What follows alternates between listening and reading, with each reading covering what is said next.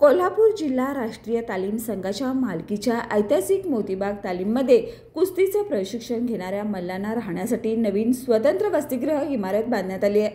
लोकनेते सदाशिवराव मंडलिक यांच्या नावे उभारण्यात आलेल्या या वसतिगृहाचा उद्घाटन सोहळा खासदार शाहू महाराज यांच्या हस्ते व आमदार राजेश क्षीरसागर यांच्या अध्यक्षतेखाली रविवारी 9 फेब्रुवारी सकाळी 10 वाजता मोतीबाग तालीम येथे होणार आहे।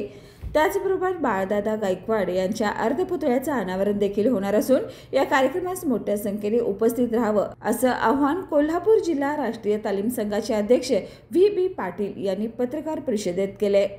या पत्रकार परिषदेला संभाजी पाटील, अशोक माने, संभाजी वरुटे, पैलवान विनोद चौगले यांच्यासह कोल्हापूर जिल्हा व शहर राष्ट्रीय तालीम संघाचे पदाधिकारी उपस्थित होते। 9 तारखेला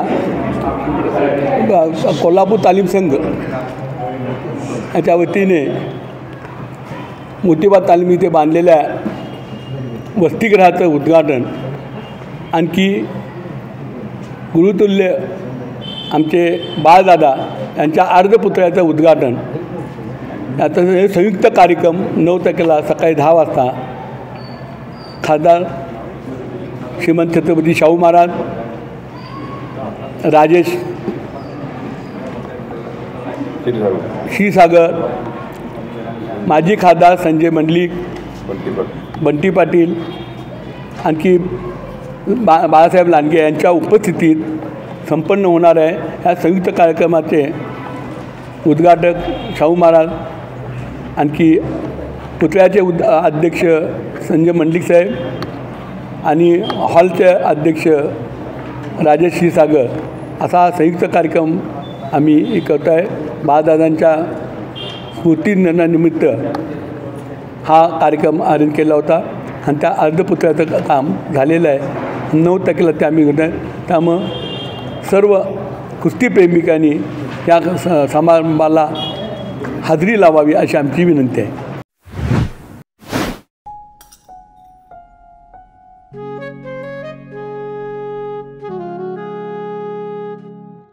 बाबा, आज येताना बासुंदी घेऊन या ना। अगं, कालच आपण आईचा वाढदिवस होता म्हणून आणली होती ना। ऐकलं, गोकुळची बासुंदी पुन्हा खावीशी वाटतेय। खरं सांगू, मलाही खावीशी वाटतेय।